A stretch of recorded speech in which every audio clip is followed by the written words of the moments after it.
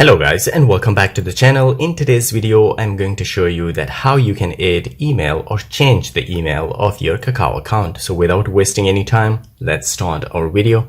First, open your Kakao application. Once you open the application, you will be on this interface and all you need to do is to tap on the setting icon at the top right corner, then go to general settings.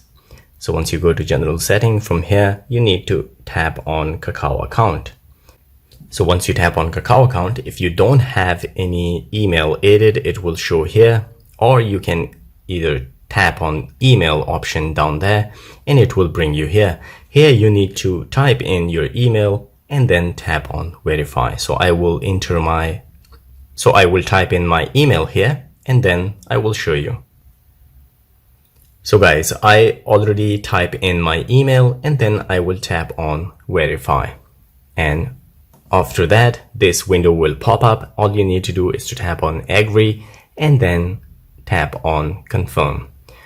And then they will send a verification code to your email. The verification code, you need to enter it here and then tap on confirm. So I will go to my inbox to get the verification code and enter it here.